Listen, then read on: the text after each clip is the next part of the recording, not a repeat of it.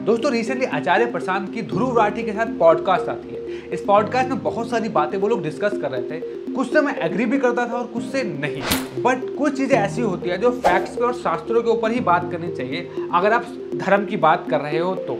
और वहां मैं देखता हूँ आचार्य प्रशांत कहीं ना कहीं अपनी मेंटल स्पेकुलेशन या अपनी अंडरस्टैंडिंग के बेसिस पे शास्त्रों को और भगवान को प्रेजेंट कर रहे थे, जो कि बहुत ज्यादा खतरनाक था। इतना खतरनाक था कि जो वो बता रहे इसको प्रमोट करते रहे, पढ़ाते रहे, तो एक्चुअली में वो सनातन धर्म को खत्म करने की बात कर रहे हैं या उसका जो फाउंडेशन है उसको ही रिजेक्ट कर रहे हैं। तो प्लीज इस वीडियो को एंड तक देखना, यहाँ पे बहुत सारा इन्फॉर्मेशन मिलने वाला है। आपको अपने सनातन धर्म के बारे में थोड़ा शास्त्रों से और लॉजिक से समझाने का प्रयास करूंगा ताकि कल को आपको कोई बेवकूफ ना बना पाए। तो अगर आपको मेरा काम पसंद आ जाए तो प्लीज सब्सक्राइब कीजिएगा, शेयर कीजिएगा, ये आप पे छोड़ता हूं मैं।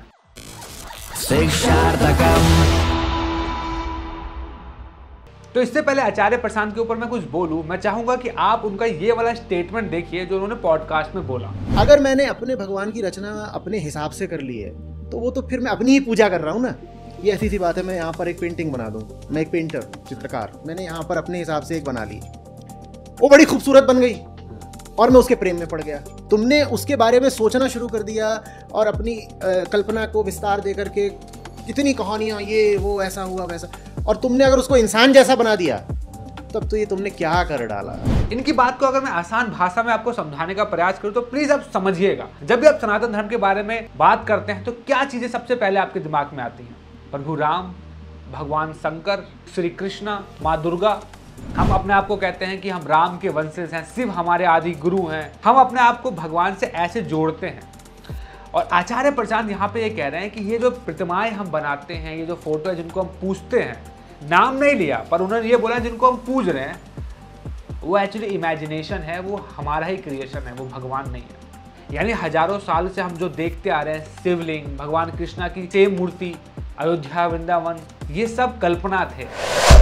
जो ध्रुव राठी बोलता है ना कि कुछ लोग कहते हैं कि रामायण जो थी ये कहानी नहीं है, ये सिर्फ ये हमारी हिस्ट्री है, क्योंकि जो वो ब्रिज है श्रीलंका और इंडिया के बीच में, वो रियलिटी में एग्जिस्ट करता है और वो एक डिस्कवरी चैनल में दिखाया था कि वो मैन मेड ब्रिज है।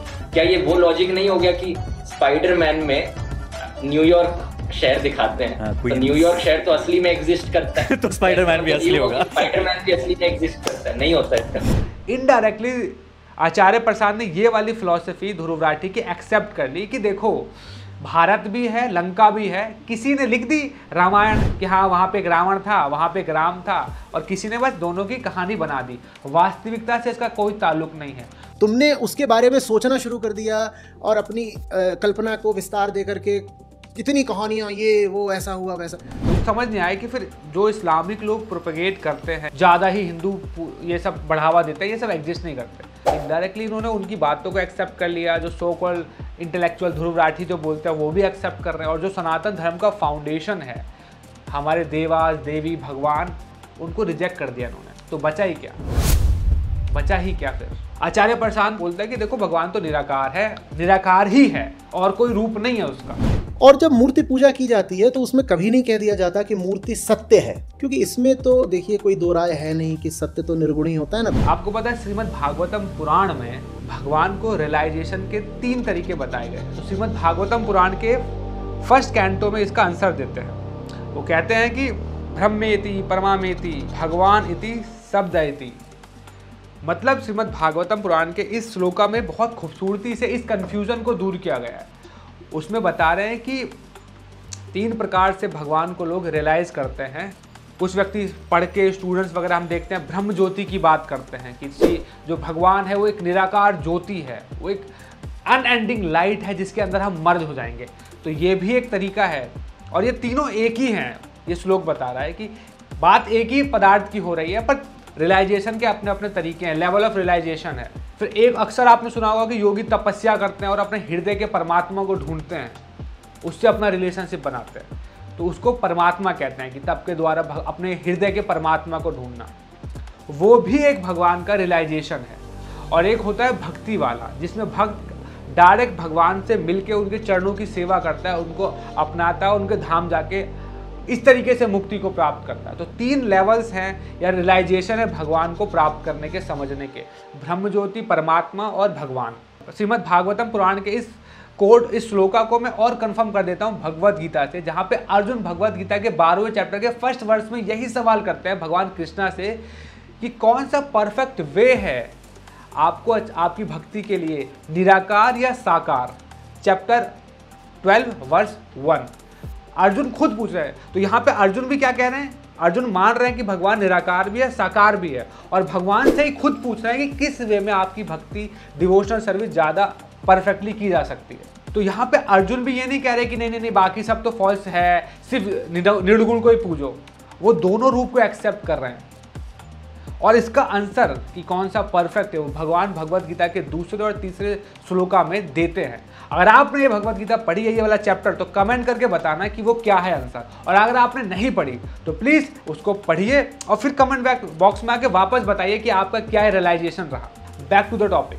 बट हम यहाँ पे देखते हैं आचार्य प्रशांत कह रहे नहीं नहीं नहीं नहीं, जो मैंने पढ़ लिया ना, जो मैंने पढ़ा है वही सही है, वही सही है, बाकी सब गलत है। भाई 4 वेदास हैं, 18 से ज़्यादा पुराण हैं, फिर उप पुराण है, उपनिषद हैं, इतिहास है, श्रुति स्मृति, करोड़ों श्लोकास हैं, हंड्रेड्स ऑफ स्क्रिप्चर्स हैं हमारे सनातन धर्म में।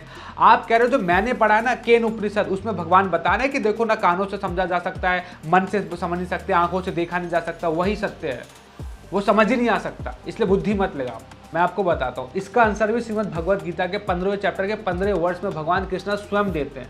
वो बताते हैं कि मुझे कोई ऐसे नहीं समझ सकता, मेरी भक्ति में सेवा करेगा तो मैं उसको बुद्धि दूंगा, रिमेम्बरेंस दूंगा मुझे समझने के लिए।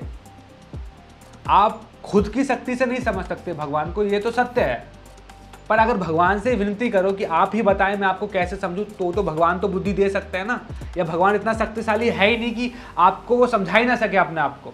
आप कोट कर रहे हो कि वो समझ नहीं आ सकता, तो अगर भगवान कृष्णा की 1-2 लीला मैं काउंट करूं तो आप देखो, आंखों से देख के भी आपको समझ नहीं आएगा ये क्या हो रहा है, कानों से सुन के भी समझ नहीं आएगा, मन समझ ही नहीं पाएगा।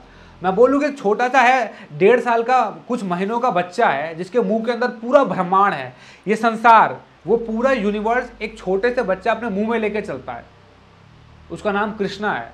अब आप बताओ, आंखों से अगर आप देख भी लोगे तो कितना समझ पाओगे? आंखें देखेंगी तो भी समझ नहीं आएगा, कानों से सुनोगे तो यकीन नहीं होगा कि क्या है ये, मन चकरा जाएगा। तो ये भगवान की लीला है। तो हाँ, यस, भगवान निर्गुण भी है और गुणी उसका रूप भी है, इसलिए तो भगवान कृष्ण भगवत गीता में बोल रहे हैं ना कि जन्म कर्म चामे दिव्य, मेरे जो जन्म कर्म होते हैं सब दिव्य होते हैं, समझ नहीं आएंगे। पर हम कहते हैं आप भगवान कृष्णा समझ नहीं आ रहे, इसलिए आप माइथोलॉजी हो, आपके रूप को मैं एक्सेप्ट ही नहीं करूंगा।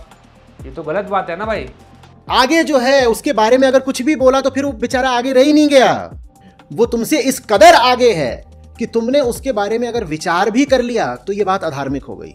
वैसे आप कहते हो कि सनातन धर्म बहुत ब्रॉड है, इसमें सब कुछ है, और एट द सेम टाइम आप ये भी कहते हो नहीं नहीं ये गलत है, वो गलत है, सब खराब है। मतलब कंफ्यूज कर रहे हो खुद को भी, हमको भी, और अपने फॉलोअर्स को भी। इवन आदि शंकराचार्य, जिनकी वजह से सनातन धर्म पुनः जीवित हुआ, उनकी वजह से हम शास्त्र पढ़ पा रहे हैं, वो खुद कहते हैं एको देवो देवी की पुत्र एवं। अगर कोई संसार के लिए भगवान है तो कृष्ण है, वो भी भगवान को एक रूप दे के बता रहे हैं, और आप कह रहे नहीं हो ही नहीं सकता, हो ही नहीं सकता। आप अपने आप को शंकराचार्य से ऊपर बता रहे हो। देखो दोस्त, कुछ शास्त्र निराकार के ऊपर बात करते हैं, कुछ आकार के ऊपर बात करते हैं, बट ये कहना कि जो मैं पढ़ रहा हूँ वही सत्य है, ये बताता है कि आप अंधकार में हैं, आपको ज्ञान नहीं है। तो जाते जाते बस मैं इतना ही बोलूँगा कि आज के वीडियो में मैंने बस यही बताने का प्रयास किया कि कई बार लोग कंफ्यूज करते हैं कि भगवान निराकार है, नहीं भगवान परमात्मा रूप में अंदर है, कुछ लोग कहते हैं नहीं भगवान साकार है, सब लोग आपस में लड़े जा रहे हैं। पर वास्तविकता ये है कि भगवान तीनों है, और ये खुद भगवत गीता में भी बोल रहे हैं, श्रीमद् भागवतम पुराण में और आदि ग्रंथों में भी बोल रहे हैं। तो इसलिए बजाय आर्ग्यूमेंट्स करने के लिए ठीक से एक दूसरे को समझने का प्रयास करना चाहिए। तो आई होप आपको मेरा काम पसंद आया होगा, ये कन्फ्यूजन जो थी मैंने दूर करने का प्रयास किया, और आई होप ये वीडियो ज़्यादा से ज़्यादा लोग शेयर करेंगे, आचार्य प्रशांत तक भी पहुँचाइए ताकि उनको भी सही अंडरस्टैंडिंग मिले, और अपने स्टेटस पे भी लगाइए कि भगवान निराकार है या आकार है, ताकि लोगों को क्लियरिटी मिले। तो अगर मेरा काम आपको पसंद आया होगा तो मैंने आपसे अंत में यही बोला था कि चैनल को सब्सक्राइब जरूर कीजिएगा। आप हमें फाइनेंशियली सपोर्ट कर सकते हैं डोनेट करके, बिकॉज आप जो डोनेशन देते हैं उससे हम अपना स्टूडियो रन कर पाते हैं, हम शॉर्ट फिल्म बनाना चाहते हैं तो वो भी बना पाते हैं, म्यूजिक वीडियो बना पाते हैं, और साइड बाय साइड काफ़ी ऑफलाइन भगवत गीता के ऊपर क्लासेस भी लेते हैं तो उसको भी रन करा पाते हैं। तो बहुत सारी चीज़ें हो पाती है, काफ़ी सारा प्रचार धर्म का हम कर पाते हैं क्योंकि आप हमें फाइनेंशियली सपोर्ट करते हैं। तो प्लीज़ करते रहिए। Thank you so much. Hare Krishna.